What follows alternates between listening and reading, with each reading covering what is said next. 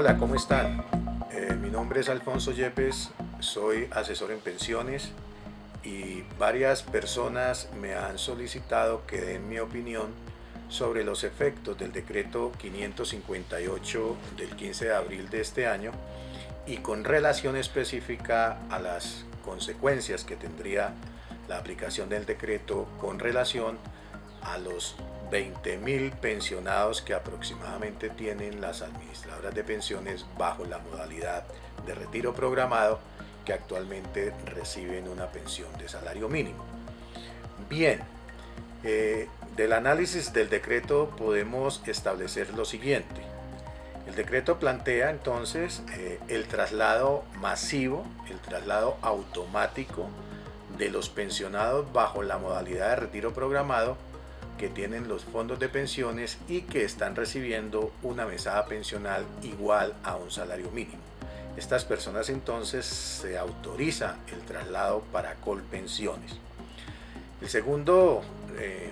criterio que tiene el decreto es que las administradoras de pensiones quedan obligadas a trasladar a Colpensiones los saldos de las cuentas individuales de cada pensionado junto con sus rendimientos, el bono pensional y sumas adicionales que tengan.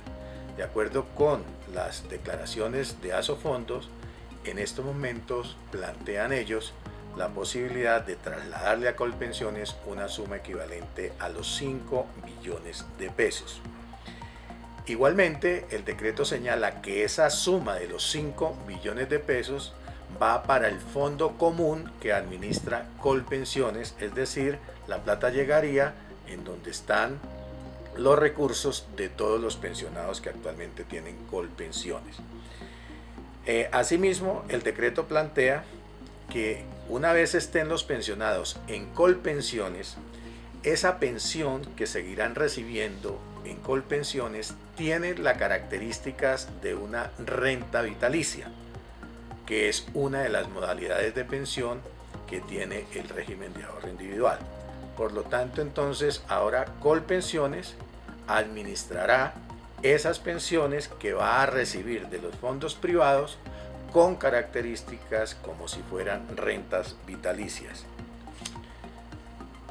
También el decreto nos señala que Colpensiones tiene la obligación, una vez reciba a los pensionados y reciba la suma que le va a trasladar los fondos de pensiones, tienen la obligación de realizar un cálculo actuarial para establecer el valor real de cada pensión que va a recibir, de la cual se va a hacer cargo de administrar,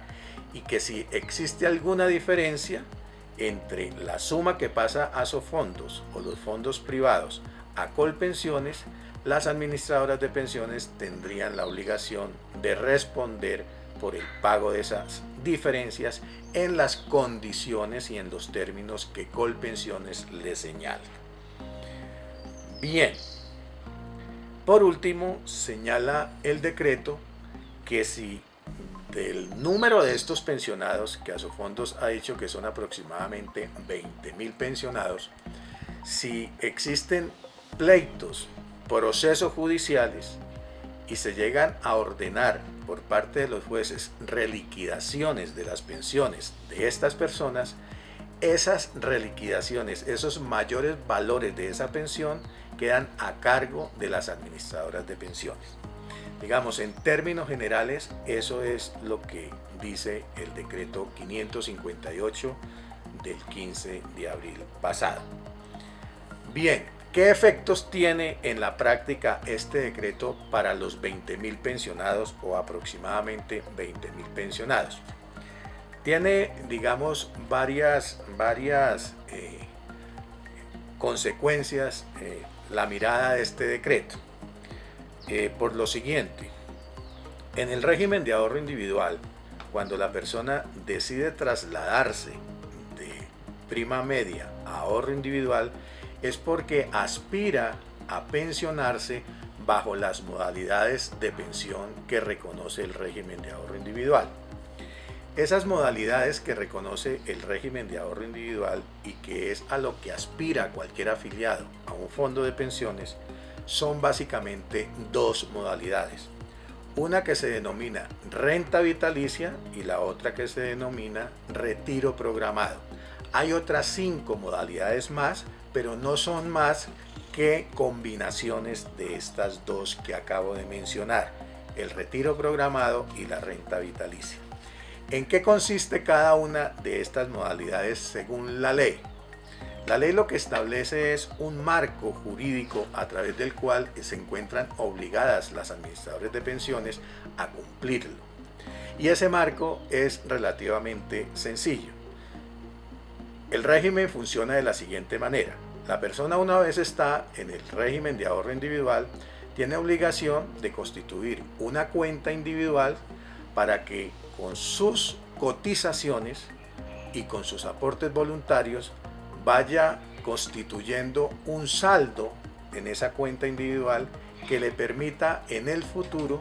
escoger cómo se va a pensionar bajo una de estas dos modalidades. Cuando la persona tiene ya un saldo suficiente, puede contratar una renta vitalicia con una compañía de seguros o puede pensionarse bajo la modalidad de retiro programado. ¿Cuál es la exigencia para cada una de las modalidades? Primero, la exigencia para poderse pensionar con una renta vitalicia es que el saldo de la cuenta le permita contratar una póliza de renta vitalicia para que le garantice como mínimo el pago de una pensión de salario mínimo. La otra modalidad consiste en la obligación de que el pensionado tenga un saldo suficiente, mayor al que se necesita para contratar una renta vitalicia de salario mínimo. Tiene que ser mayor ese saldo. Si el saldo solo le permite una pensión de salario mínimo, la modalidad obligatoriamente es la renta vitalicia y no el retiro programado. Repito que aquí está, digamos, una de las consecuencias de este decreto.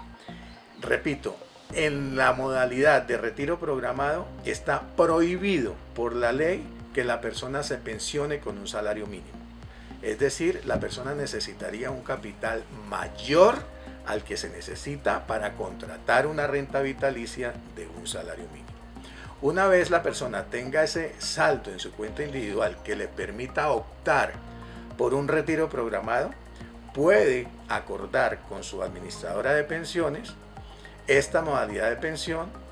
y en ese evento tanto la administradora de pensiones como la superintendencia financiera tienen que permanentemente estar controlando el saldo de la cuenta individual para que cuando vaya a llegar a un mínimo que se necesita para contratar una renta vitalicia de un salario mínimo, la administradora de pensiones llame al afiliado y le diga que a partir de ese momento la modalidad ya no puede ser retiro programado porque en la cuenta solamente tiene un saldo que le permite comprar una renta vitalicia con una compañía de seguros de salario mínimo. Por lo tanto, el decreto está poniendo al descubierto muchas cosas que a mí me parecen de suma gravedad. Primero, que nunca se hizo un control de saldos por parte de la Superintendencia Financiera y nunca se llamaron a las personas a comunicarles que debían contratar una renta vitalicia con el sector asegurador. Según las noticias, Asofondo, digamos, sobre este tema tiene varias consideraciones. La más importante es que Asofondos manifiesta que el sector asegurador no vende rentas vitalicias de un salario mínimo y que no las vende por muchas circunstancias, de forma tal que al parecer los fondos de pensiones no pudieron llamar a sus afiliados y decirles que contrataran una renta vitalicia porque pues el sector asegurador, el mercado asegurador no las está vendiendo. Y entonces decidió que el mismo fondo iba a hacer las veces de asegurador y continuó pagando las pensiones de retiro programado. Esto pues es muy grave porque si el capital solamente alcanza para comprar o financiar una pensión de salario mínimo bajo la modalidad de renta vitalicia y no se hace, pues al continuarse pagando la pensión bajo la modalidad del retiro programado, pues lógicamente esa cuenta se va a venir descapitalizando en la medida que vayan pagando esa pensión con cargo a su propia cuenta. Así que este problema que nos muestra hoy a todos los colombianos el decreto no es un problema del COVID-19, es un problema estructural que venía pasando desde hace mucho tiempo en el régimen de ahorro individual, como lo manifiesta el presidente de Asofondos. Él dice que desde hace mucho tiempo viene diciéndole al gobierno que las aseguradoras no venden rentas vitalicias en Colombia por valor de un salario mínimo. Y segundo, que hace mucho tiempo ellos le han dicho al gobierno que les permita sacar recursos del Fondo de Garantía Mínima dentro del régimen de ahorro individual para pagar estas pensiones que vienen bajo la modalidad de retiro programado. Lo cual entonces nos muestra una situación pues bien paradójica. Si se le permitiera, como quiere el presidente de Asofondos, que se paguen estas pensiones de retiro programado con los mismos recursos que se pagan las pensiones de garantía mínima, quiere decir que cuando se agoten esos recursos del Fondo de Garantía Mínima, es el Estado finalmente el que tiene que asumir el pago de todas esas pensiones. En conclusión, entonces, a futuro, el gran administrador del régimen de prima media, pues va a ser son los fondos de pensiones y no Colpensiones. Por otro lado, si Colpensiones va a administrar estos 20.000 nuevos pensionados bajo la modalidad de renta vitalicia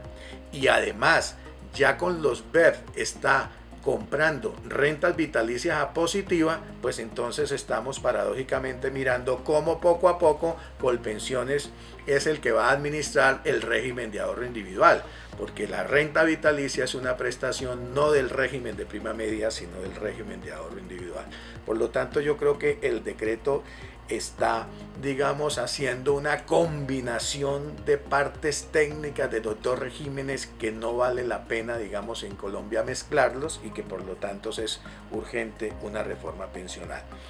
Ahora, con relación a esos 20.000 pensionados que la administración del régimen de ahorro individual no les permitió seleccionar una póliza de renta vitalicia cuando su saldo llegó al necesario para financiar una pensión de salario mínimo, y que esos 20.000 pensionados hay muchos que se afiliaron al fondo de pensiones porque no tenían beneficiarios para una pensión de sobrevivientes y allí les prometieron que cuando fallecieran, ese saldo de la cuenta individual, si no tenían beneficiarios para una pensión, iría a sus herederos. Esos compromisos, fíjense en cómo al hacerse el traslado automáticamente para el régimen de prima media, esos compromisos y promesas que les dio la ley no se están cumpliendo. Por lo tanto, yo creo que hay muchas razones de tipo jurídico para establecer hoy día que esos traslados en ese momento no son válidos, son ineficaces, y por lo tanto las personas que llegan al régimen de prima media tendrían derecho a pedir la reliquidación de su pensión en los términos del régimen de prima media, es decir, que se la liquiden con el promedio de los 10 últimos años o con el de toda la vida si cumplen los requisitos para eso. Y además habría que aclarar cómo el decreto señala que esas diferencias de esas reliquidaciones las tienen que pagar las administradoras de pensiones. Por lo tanto, yo sí creo que el decreto mostró de una parte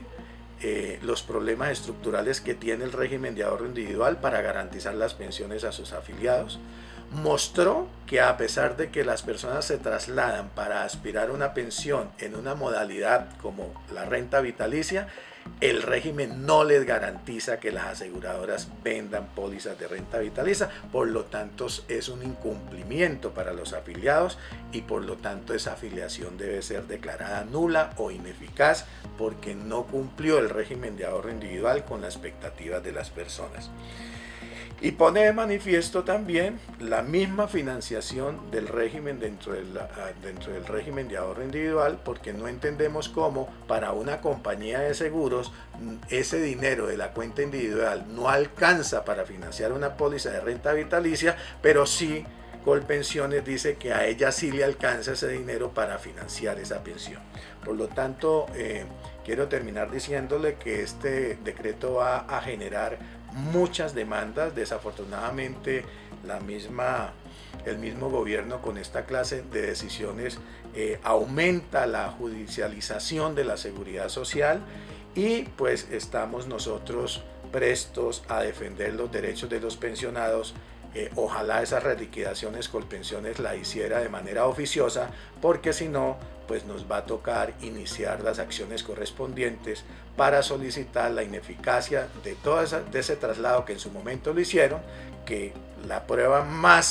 de más peso es que el mismo régimen los devolvió sin preguntarle. Por lo tanto, pues esa afiliación no tiene por qué tener validez, ese inicial traslado, y en consecuencia pues eso traerá la obligación para Colpensiones que reliquide la pensión. Y viene otro problema, es cómo va a hacer Colpensiones para que a los fondos de pensiones le paguen esas diferencias de las reliquidaciones, como dice el decreto, porque ya eso es una carga para Colpensiones y no es una carga para los afiliados. Y señor pensionado por retiro programado de un salario mínimo, una vez lo trasladen a Colpensiones, recuerde que usted tiene derecho a una reliquidación de su pensión en los términos del régimen de prima media con prestación definida. Por favor, si tiene alguna inquietud, no dude en llamarnos para lograr ayudarle a que su pensión se la reliquiden. Recuerde que el régimen de prima media reconoce una pensión